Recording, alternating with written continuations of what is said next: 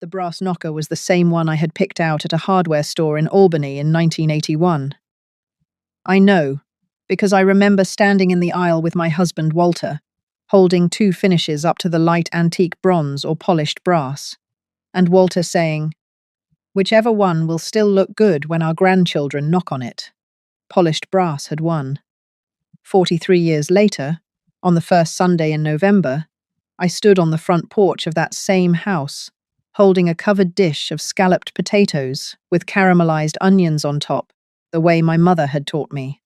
The lid was warm against my palms. The wind was sharp enough that I had pulled my coat collar up against my neck.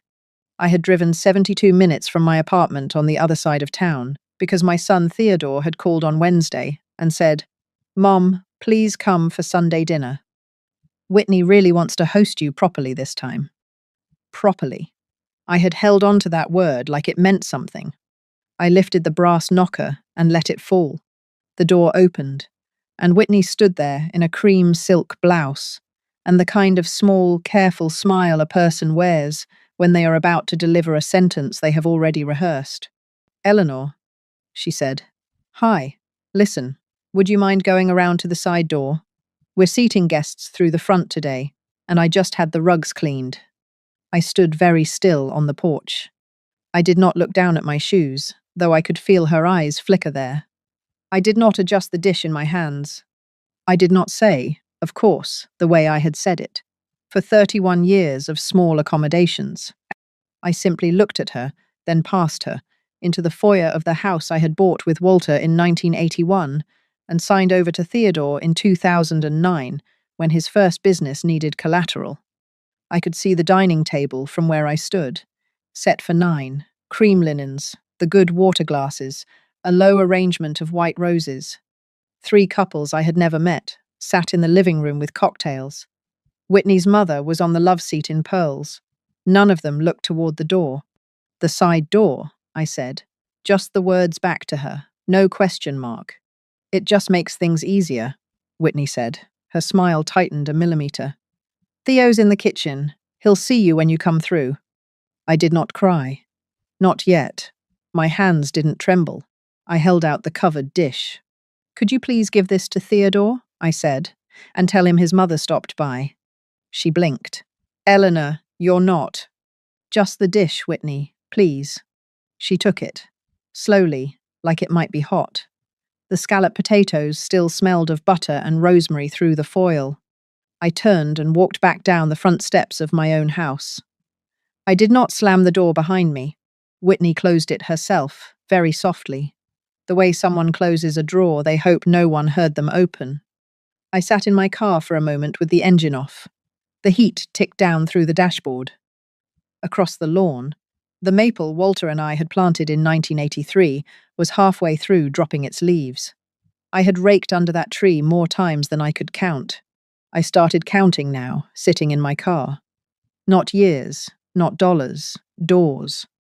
The kitchen door, at Thanksgiving 2014, when Whitney had asked if I could come a little early to help, meaning before her family arrived.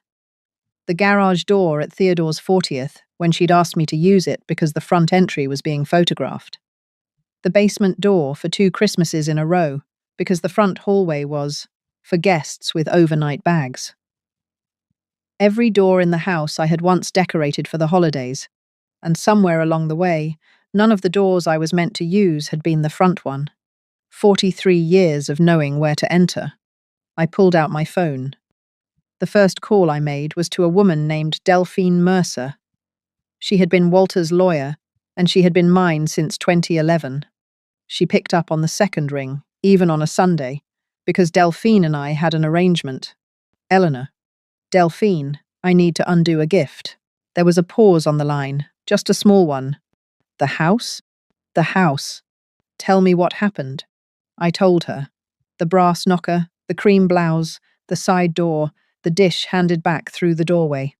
I told her in sentences, not in tears, because I had learned a long time ago that tears blur the parts of a story that lawyers need clearly.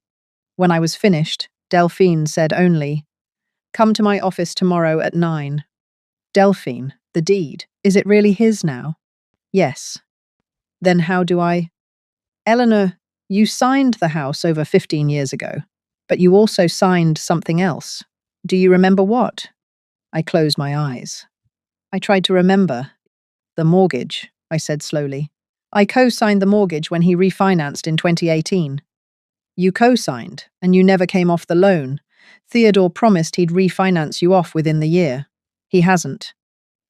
The bank still considers you 50% liable on a $612,000 mortgage. That, Eleanor, is the door we're walking through tomorrow morning. I opened my eyes. The maple was very orange in the late light. Tell me what to bring. Every document you have. Original deed copies, the gift letter, the refinance paperwork, the loan modification, anything from 2018. Wear something nice. I almost laughed. Why? Because we're going to make some calls, and you're going to feel better about yourself if you're wearing pearls. I drove home, and I sat at my kitchen table, the small one in my one-bedroom apartment, not the long oak one I had left behind. I made a cup of black tea. I did not eat. I was not hungry. I was clear. I pulled out a folder labeled Theodore House, 2018 inches, my own handwriting. Inside, every page Walter had taught me to keep. The original gift letter from 2009 that I had written to help my son qualify for his first business loan. The refinance documents from 2018, when Theodore had needed lower monthly payments because Whitney was pregnant with Lila and had decided to leave her job.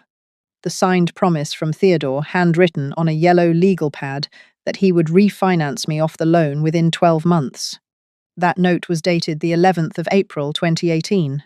It had been 6 years and 7 months. I traced his handwriting with my finger. Theodore had nice handwriting. He had won a penmanship ribbon in 4th grade. I had it framed in a box in my bedroom closet. Then I let myself remember. Not everything. Just the parts I had been training myself not to look at directly. The Christmas card photo of 2019. A studio portrait. Theodore, Whitney, baby Lila in a velvet dress. The caption on the back, in Whitney's calligraphy, read, "Our little family." I had received my copy in the mail with a sticky note that said, "Thought you'd like one for the fridge." I had put it on my fridge for 2 years. The dinner in 2021, where Whitney had introduced me to her book club as Theo's mum, Eleanor, she lives in town. Not my mother-in-law. Not Lila's grandmother. Just Theo's mum. The youngest woman at the table had asked, brightly, "And what brings you to Albany, Eleanor?" I had laughed and said I'd lived there for 50 years. I had told myself she was just being polite. The summer of 2022, Lila's 3rd birthday party. I had arrived 20 minutes early, the way Whitney had asked, with a hand-knit cardigan I had spent 6 weeks making. Pale yellow with tiny ducks on the pockets. Whitney had said, "Oh, Eleanor, that's so sweet. We'll save it for cooler weather." I had seen it 3 months later, in a bag of donations on the porch. The Mother's Day brunch in 2023, where Whitney's mother had been seated at the head of the table, where I had been seated next to the high chair, where Theodore had toasted the 2 most important women in my life, and Whitney had reached for her own mother's hand. I had laughed. I had laughed. I closed the folder. There is a particular sound a woman makes when she finally stops bargaining with herself. It is not a sob. It is a single long exhale, the kind you release when you have been holding a breath for a decade without knowing it. I made that sound at my kitchen table. Then I picked up my pen and I wrote at the top of a fresh page, "Things to do before dessert." Underneath, I wrote 4 lines. 1. Call Delphine, confirm. 2. Call Margaret at Coastal Realty, list the house. 3. Stop the loan. 4. Theodore. Pay it off or buy me out or move out. I underlined the last one twice. Delphine's office on Monday morning smelled like coffee and old books. She was waiting for me in a navy suit, and the moment I sat down, she put a single sheet in front of me. "Read this first." It was the 2018 promissory note, Theodore's handwriting. I, Theodore Walter Hennessy, promised to refinance my mother, Eleanor Hennessy, off the home mortgage within 12 months of this date, April 11, 2018, signed by him. Witnessed and notarized, Walter had insisted on the notary the year before he died, even though Theodore had said it was unnecessary. He didn't keep the promise, Delphine said, which means as a co-signed obligor, you have a legitimate, documented grievance.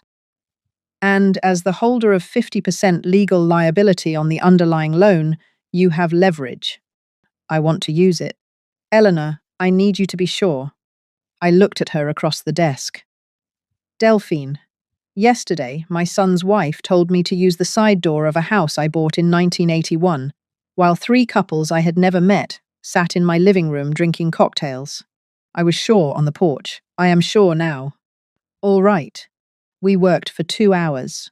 Delphine drafted 3 letters. The first was to the bank. A formal demand, citing the 2018 promissory note, requiring Theodore to refinance me off the loan within 30 days, or face my exercise of the partition rights granted to me as a co-obligor. This isn't revenge, I told myself, signing it. This is repair. The second was to Theodore. 1 page. Polite. Cold. It informed him that he had 30 days to either pay off the mortgage, refinance it solely in his name, or buy out my financial interest in the property at fair market value. After 30 days, I would file for legal partition and force a sale. The third was the call I made myself, from Delphine's office to a woman named Margaret Olson at Coastal Realty. I had known Margaret for 20 years. She had sold 3 houses on my old street. Margaret, it's Eleanor Hennessy. I need to list a property, quietly. Pre-list, no sign in the yard, no MLS yet. Address? I gave it to her. She was silent for a beat. Eleanor, isn't that? It's complicated. The deed is in my son's name, but I'm 50% obligor on the mortgage, and I have grounds for partition. Delphine Mercer is handling the legal side. I want a comparative market analysis, and I want it by Friday. Can you do a private showing for serious buyers next Sunday? You're moving fast. Margaret, I waited 15 years to be invited through my own front door. I'm done being slow. She made a small sound that was almost a laugh. I'll have the CMA on your desk by Thursday. The certified letter to Theodore went out at 3:14 p.m. on Monday afternoon.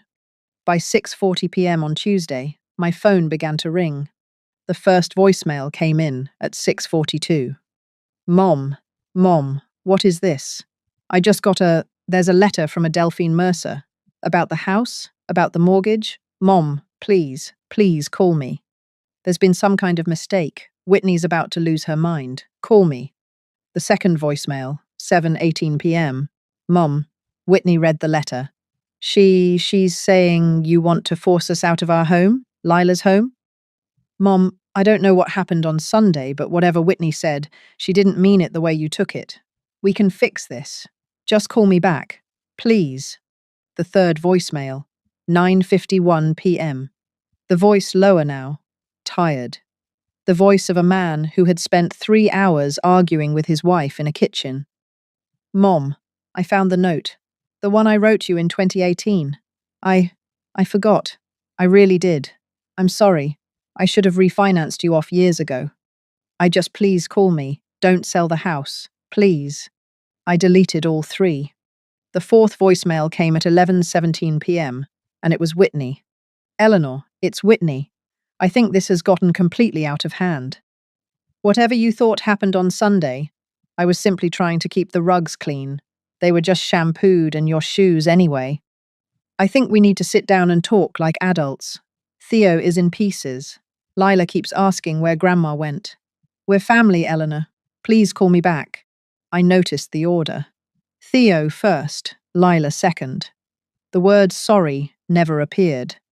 I deleted that one twice, once on my phone and once in my head. On Sunday, exactly 1 week after the side door, Margaret held a private showing. The buyer was a cardiologist, relocating from Boston with his wife and 2 teenage daughters. They walked through every room. Margaret called me at 4:50 p.m. with an offer. $695,000 cash, 30-day close. 83,000 above what Theodore owed on the mortgage. Enough to pay off the loan, cover Delphine's fees, cover Margaret's commission, and leave roughly $46,000 in proceeds. Eleanor, I have to tell you, Margaret said, they're motivated. They want a fast yes. Tell them yes. You don't want to think about it? Margaret, I had 4 decades to think about it. I signed the acceptance over the phone. Margaret faxed the contract to Delphine. Delphine filed the partition petition the same afternoon. Under New York law, with my documented status as co-obligor, the petition would force the sale unless Theodore paid off the loan in full within 30 days.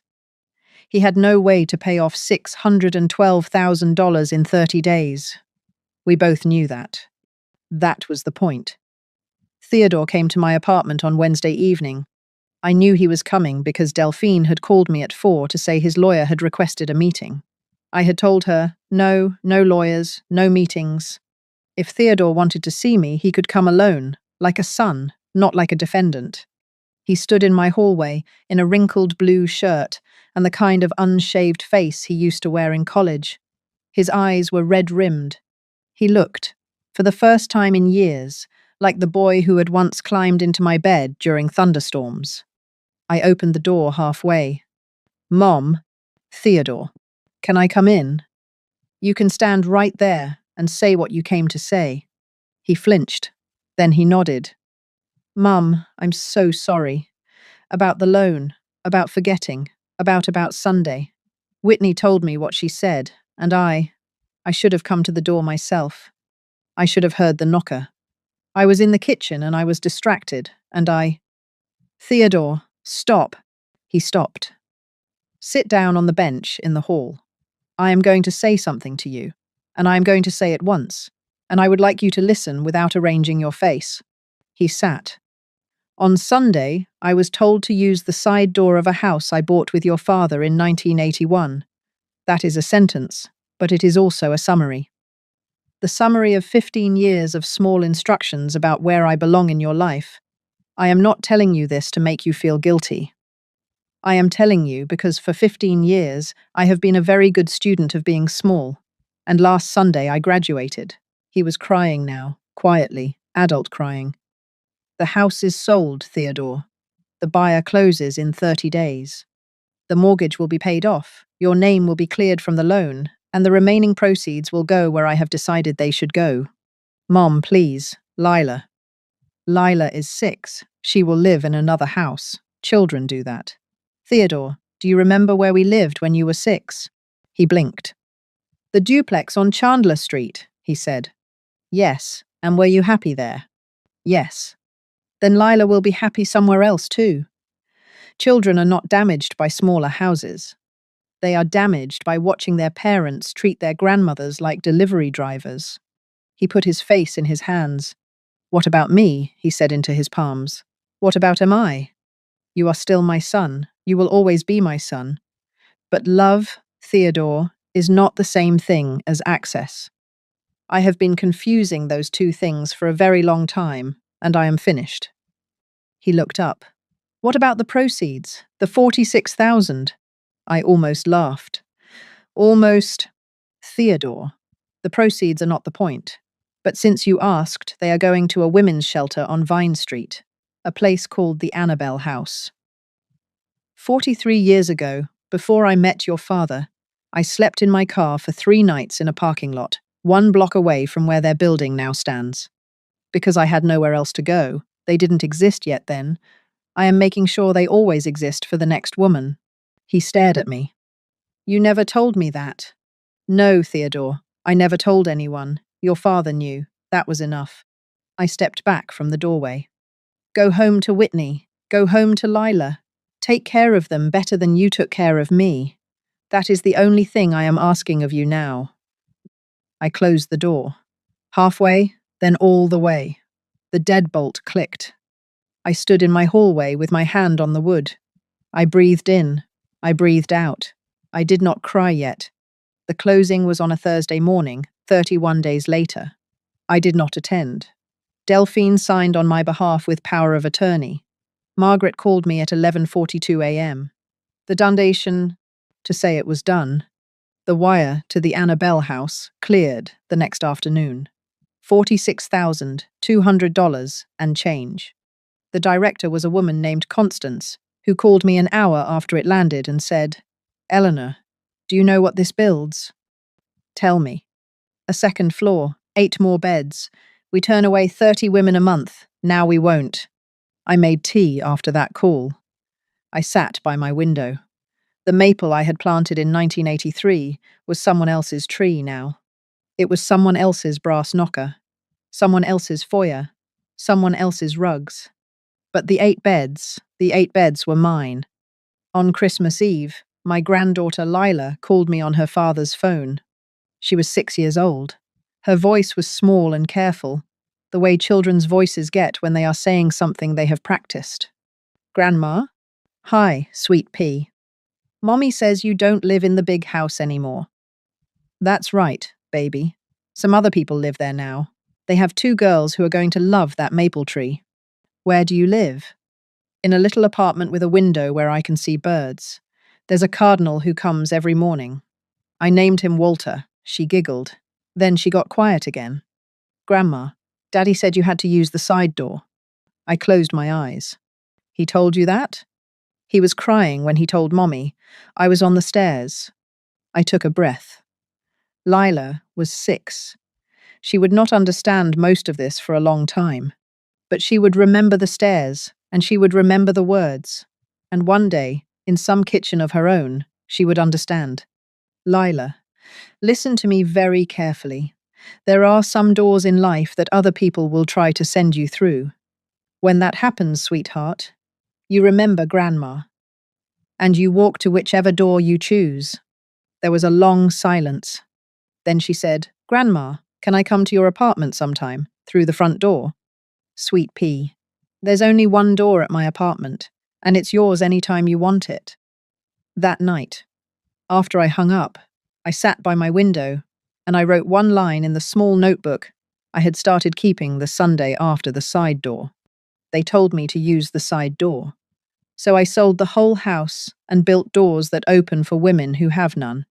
Then I closed the notebook, and I drank my tea, and I slept the way a woman sleeps when she has finally stopped knocking on doors that were never going to open for her, because she has finished building doors of her own.